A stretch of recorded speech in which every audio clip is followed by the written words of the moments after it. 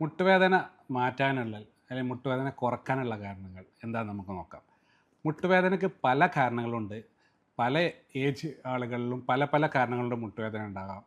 അത് നമുക്ക് ആക്സിഡൻറ്റ് പറ്റിയിട്ട് അല്ലെങ്കിൽ വീണിട്ടുള്ള മുട്ടുവേദന മുതൽ തേയ്മാനം അല്ലെങ്കിൽ ഓസ്റ്റിയോ ആർത്രൈറ്റിസ് മുതൽ ലിഗമെൻ്റ് ഇഞ്ചുറി, നമ്മളെന്തെങ്കിലും വീണിട്ട് അല്ലെങ്കിൽ കളിക്കുമ്പോൾ വരുന്ന വേദനകൾ, അതേപോലെ മെനിസ്കൽ ടിയർ, മസിൽ വേദന, അല്ലെങ്കിൽ നമ്മൾ ജോലി സംബന്ധമായിട്ടുള്ള തേയ്മാനങ്ങൾ, ഇങ്ങനെ പല കാരണങ്ങളും മുട്ടുവേദന ഉണ്ടാകും. ഇതിൽ എങ്ങനെയൊക്കെ നമ്മൾ മുട്ടുവേദന കുറക്കാനുള്ള വഴികളെന്ന് നമുക്ക് ഈ വീഡിയോയിലൂടെ നോക്കാം. ഏറ്റവും കൂടുതൽ കാരണം പെട്ടെന്നൊരു മുട്ടുവേദന ഉണ്ടായി, അതായത് പെട്ടെന്ന് മുട്ടുവേദന വന്നു, ചെറുതായിട്ട് ഇടിച്ചു അല്ലെങ്കിൽ വീണു, വലിയ ഇഷ്യൂസൊന്നുമില്ല, എക്സ്റേ ഒക്കെ നോർമലാണ്, അല്ലെങ്കിൽ വലിയ കുഴപ്പമില്ല. അപ്പോൾ നമ്മൾ അക്യൂട്ടായിട്ട് പെയിൻ എന്ന് പറയും, നീ പെയിൻ. അതിന് ചെയ്യേണ്ട കാര്യം റൈസ് എന്ന് പറയും, RICE എന്ന് വെച്ചാൽ റെസ്റ്റ് എടുക്കുക, ഐസ് വെക്കുക, കംപ്രഷൻ, അതായത് എന്തെങ്കിലും നീരെന്തെങ്കിലും മുട്ടിൽ വരാതിരിക്കാൻ വേണ്ടി നമുക്ക് കംപ്രഷൻ സ്റ്റോക്കേജ് എല്ലാം ചുറ്റി വെക്കാം. പിന്നെ എന്ന് പറഞ്ഞാൽ എക്സസൈസ് ചെയ്യാം, അതിൻ്റെ ശേഷമുള്ള റീഹാബിലിറ്റേഷൻ എക്സസൈസ്, ഇതെല്ലാം പെട്ടെന്നുള്ള വേദനക്കുള്ള വരുന്നതാണ്. അതിൻ്റെ കൂടെ തന്നെ നമ്മൾ ചെയ്യേണ്ടതാണ് കുറച്ച് കാലത്തിന് ചിലപ്പം നമുക്കൊരു മുട്ടുവേദന വന്ന ഉടനെ തന്നെ MRI എടുക്കണം അങ്ങനെയൊന്നുമില്ല. MRI എടുക്കാനുള്ള ഇൻഡിക്കേഷൻ ഉണ്ട്. അതായത് കുറേ കാലമായിട്ടുള്ള വേദന, അല്ലെങ്കിൽ നല്ലൊരു ഇഞ്ചുറി പറ്റി, ആക്സിഡൻറ്റ് പറ്റി, നമുക്ക് ഇൻസ്റ്റബിലിറ്റി, നടക്കുമ്പോൾ എന്തെങ്കിലും പ്രശ്നം തോന്നുക, അതായത് നടക്കുമ്പോൾ സ്റ്റെപ്പ് ഇറങ്ങുമ്പോൾ ഒന്ന് സ്ലിപ്പാകുന്ന പോലെ, മുട്ടൊന്ന് ഒഴിഞ്ഞു മാറുന്ന പോലെ തോന്നുക, ലോക്കാകുന്ന പോലെ തോന്നുക, ഇങ്ങനത്തെ കാരണങ്ങളുണ്ടെങ്കിൽ തന്നെ നമുക്ക് ഉടനെ തന്നെ MRI കാര്യങ്ങളൊക്കെ എടുത്താൽ മതി. അല്ലെങ്കിൽ സാധാരണ രീതിയിലുള്ള വേദന ആണെങ്കിൽ നമുക്ക് റെസ്റ്റ് എടുക്കുക, ഐസ് വെക്കുക, മുട്ടിൽ ബാൻഡേജ് കെട്ടുക, അത് ചെറിയ എക്സസൈസ് ചെയ്തിട്ട് വേദന എല്ലാം കുറക്കാൻ പറ്റും. ഇത്തരം കാര്യങ്ങൾ. അതോടുകൂടെ തന്നെ നമുക്ക് പെയിൻ കില്ലർ കഴിക്കാം. പെയിൻ കില്ലർ എന്നാൽ കുറേ കാലം കഴിക്കാൻ പാടില്ല. നമ്മൾ അതിൽ ഏറ്റവും കൂടുതലായിട്ട് കഴിക്കുന്നതാണ് ചെറിയ വേദനക്കുണ്ടെങ്കിൽ നമുക്ക് പാരസെറ്റമോൾ ടാബ്ലറ്റ് കഴിക്കാം. നമ്മൾ അസറ്റമിനോഫ് എന്ന് പറയുന്ന പാരസെറ്റമോൾ, പനിക്കും എല്ലാം കഴിക്കുന്ന സാധാ പാരസെറ്റമോൾ ഗുളിക 2-3 ദിവസം കഴിക്കാം. അതുകൊണ്ട് തന്നെ മുറിവൊന്നുമില്ല, അവിടെ ചെറിയ വേദന ഉണ്ടെങ്കിൽ നമുക്ക് ടോപ്പിക്കലായിട്ടുള്ള ഡൈക്ലോഫെനാക് പെയിൻ്റെ ഓയിൻമെൻറ്റ്, സാധാരണ വരുന്ന വോളിനി, അങ്ങനത്തെ ജെല്ലെല്ലാം അപ്ലൈ ചെയ്യാം. എന്നിട്ടും മാറുന്നില്ലെങ്കിൽ നമുക്ക് NSAIDs type of group of pain killers എന്ന് വെച്ചാൽ non steroidal anti inflammatory drug എന്ന് പറയും.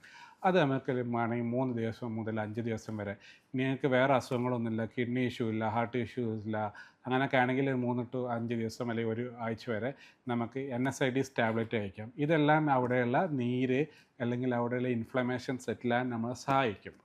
എന്നിട്ടും വേദന കുറയുന്നില്ലെങ്കിൽ നമ്മൾ ചെയ്യേണ്ടത് MRI എടുക്കേണ്ടി വരും, അല്ലെങ്കിൽ കൂടുതൽ ഫിസിയോതെറാപ്പി കാര്യങ്ങളൊക്കെ ചെയ്യേണ്ടി വരും. വേറെ എന്തെങ്കിലും ഇഷ്യൂ ഉണ്ടോ എന്ന് നോക്കണം.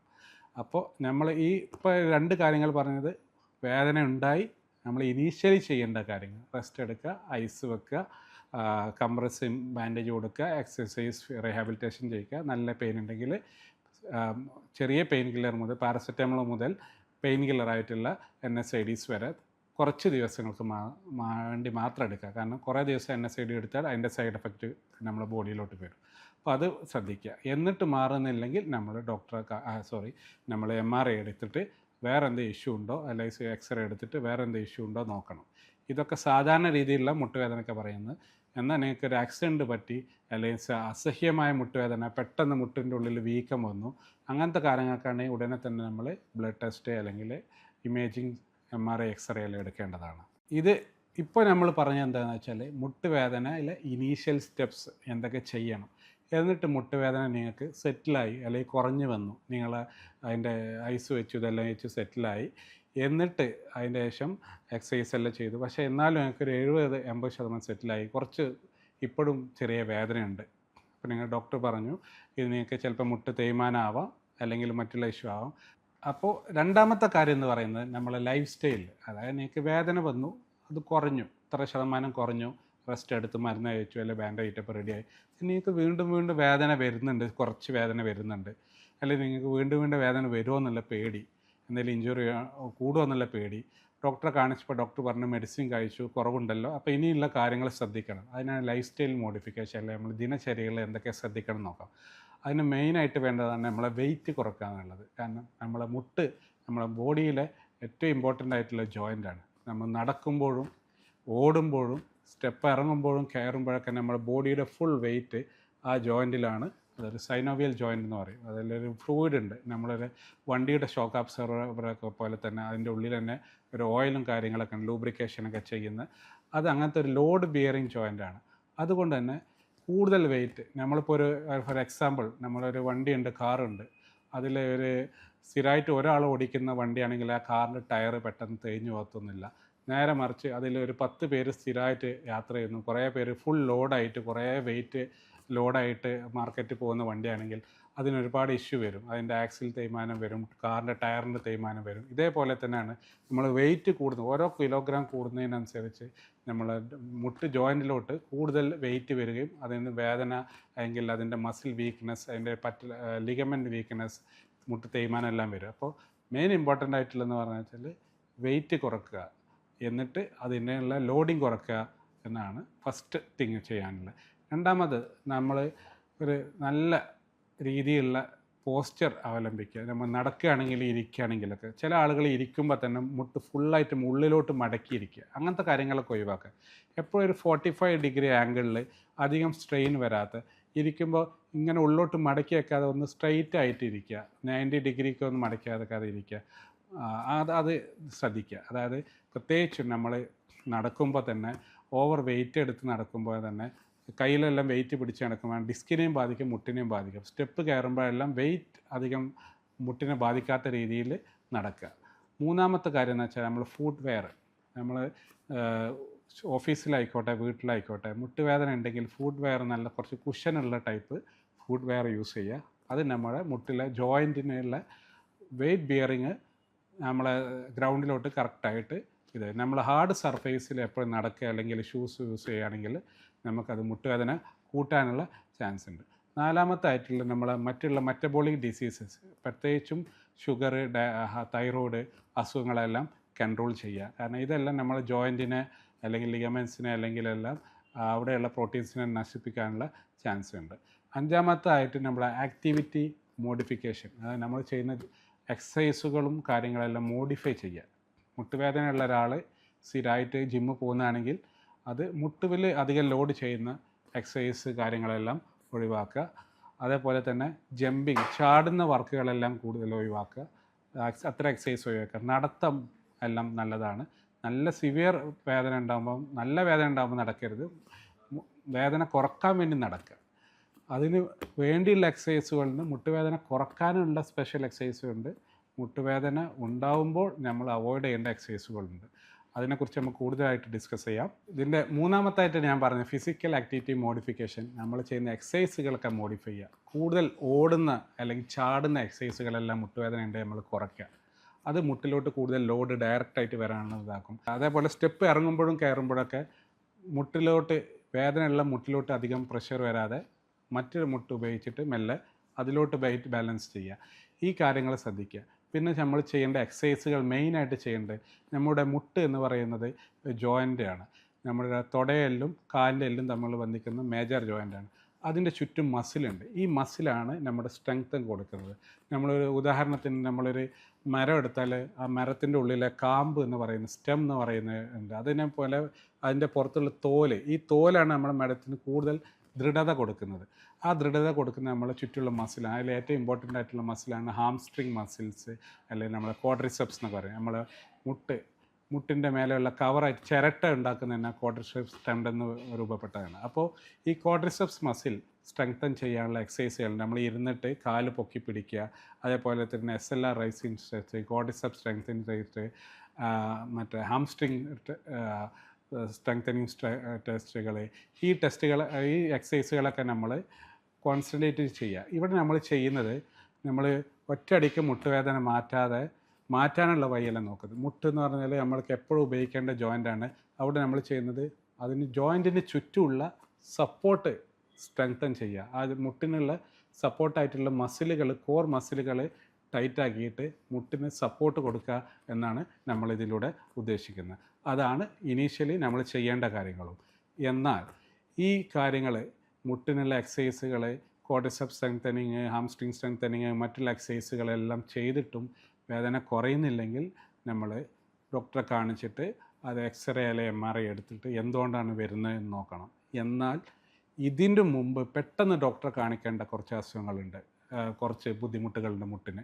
അതെന്തൊക്കെയാണെന്ന് നോക്കാം. പെട്ടെന്ന് വരുന്ന വേദന, നിങ്ങൾക്കിപ്പോൾ ഇന്നലെ ഒന്നും ഒരു കുഴപ്പമില്ല, കിടക്കുന്നു, രാവിലെ എണീക്കുമ്പോൾ ഭയങ്കരമായിട്ടുള്ള കലശമായിട്ടുള്ള മുട്ടുവേദന, മുട്ടിന് വീക്കം വരിക, അല്ലെങ്കിൽ മുട്ടിന് അവിടെ വീക്കമുണ്ട്, അവിടെ ഭയങ്കര ചൂടുണ്ട്, അല്ലെങ്കിൽ മുട്ടിൻ്റെ അവിടെ താഴോട്ട് തരിപ്പ് തോന്നുക, ഇത്തരം അല്ലെങ്കിൽ പനിയുണ്ട്, മുട്ടുവേദനയുണ്ട്, ഇത്തരം കാര്യങ്ങളെല്ലാം നമ്മൾ അല്ലെങ്കിൽ ഈ ആർത്രൈറ്റിസ് അല്ലെങ്കിൽ ഇൻഫ്ലമേറ്ററി ആർത്രൈറ്റിസ് പോലുള്ള അസുഖങ്ങളുണ്ടോ എന്ന് റൂൾ ഔട്ട് ചെയ്യണം.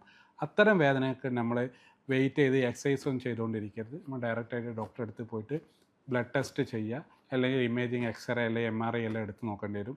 അതിന് എന്തുകൊണ്ട് ഇത്രയും പെട്ടെന്ന് വേദന വന്നു നോക്കാം. ഇപ്പോൾ സാധാരണ രീതിയിലുള്ള അല്ലെങ്കിൽ തേയ്മാനത്തിൻ്റെ വേദന ആയിക്കോട്ടെ, അല്ലെങ്കിൽ ബാക്കിയുള്ള വേദന ആയിക്കോട്ടെ, ഇതെല്ലാം മെല്ലെ മെല്ലെ ഗ്രാജുവൽ പ്രോഗ്രസീവ്, അതായത് മെല്ലെ മെല്ലെ കൂടിക്കൊണ്ടേയിരിക്കുന്നത്. പെട്ടെന്നുള്ള വേദനകൾക്ക് ഉടനെ തന്നെ ചികിത്സ തേടേണ്ടതാണ്.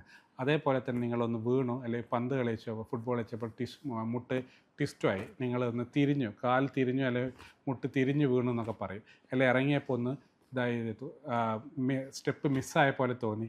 ഇത്തരം വേദനകളിൽ നമ്മൾ മുട്ടിൻ്റെ മെനിസ്കസ് അല്ലെങ്കിൽ ലിഗമെൻസ് ഇഞ്ചറീസിന് ആയിട്ട് കണക്ട് ചെയ്യുന്നുണ്ട്.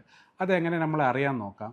നമ്മൾ ഇത്തരം പെട്ടെന്നൊരു ദിവസം നിങ്ങളൊന്ന് സ്റ്റെപ്പ് ഇറങ്ങി, അല്ലെങ്കിൽ ഒരു ട്രക്കിങ്ങിന് പോയി, അല്ലെങ്കിൽ ഒരു ഭാഗത്ത് പോയപ്പം സ്റ്റെപ്പ് മിസ്സായിപ്പോയി, അതിൻ്റെ ശേഷം നിങ്ങൾക്ക് നടക്കുമ്പോൾ ഒരു മുട്ടിനൊരു വീക്ക്നെസ് തോന്നുക, അല്ലെങ്കിൽ സ്റ്റെപ്പ് ഇറങ്ങുമ്പോൾ ഒന്ന് ലോക്കാകുന്ന പോലെ തോന്നുക, മുട്ട് അധികം എടുത്തു വെക്കാൻ പറ്റുന്നില്ല, വീണ്ടും വീണ്ടും ലോക്കാകുന്ന പോലെ, ഇത്തരം കാര്യങ്ങൾ നമ്മൾ ഉടനെ തന്നെ ഡോക്ടറെ കാണിച്ചിട്ട് MRI, അത് ഏറ്റവും കൂടുതൽ ചാൻസ് തന്നെ നമ്മൾ ലിഗമെൻ്റ് അല്ലെങ്കിൽ മെനിസ്കസിനെല്ലാം ഇഞ്ചുറി അല്ലെങ്കിൽ അത് പൊട്ടലുണ്ടാകുമ്പോഴാണ് ഇങ്ങനെ ലോക്കാകുന്ന പോലെയും അല്ലെങ്കിൽ ബലക്കമ്മി എല്ലാം തോന്നുന്നത്. അതിനെല്ലാം നമ്മൾ എക്സസൈസ് ചെയ്തിട്ട് സമയം വേസ്റ്റ് ചെയ്യരുത്. അത് ഡയറക്റ്റ് ഡോക്ടറെ കണ്ടിട്ട് നമ്മൾ MRI അല്ലെങ്കിൽ ഇമേജിങ് സ്കാൻ ചെയ്യേണ്ടതാണ്.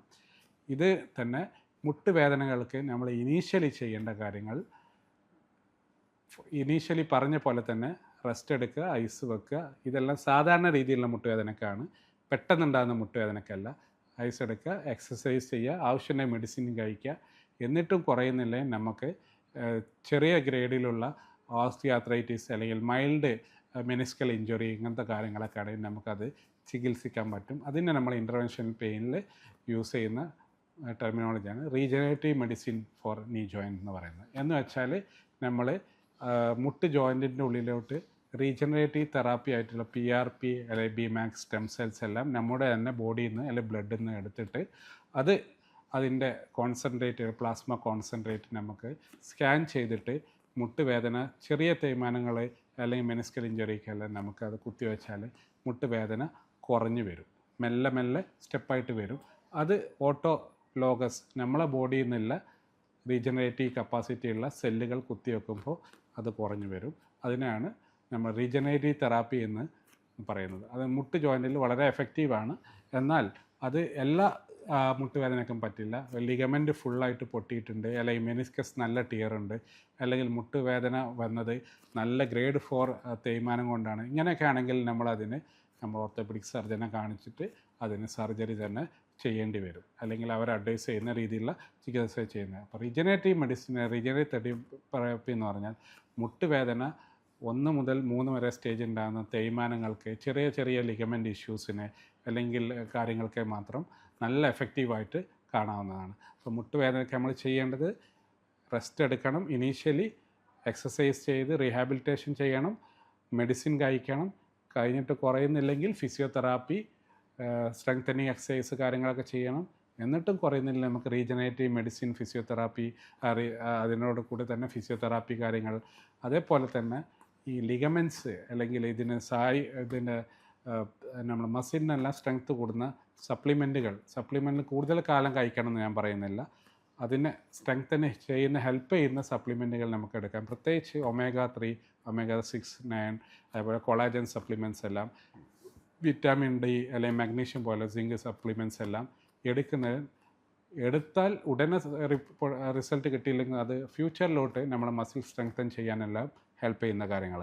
ഇത്രയും കാര്യങ്ങളാണ് മുട്ടുവേദന വന്നാൽ നമ്മൾ ചെയ്യേണ്ട കാര്യങ്ങൾ.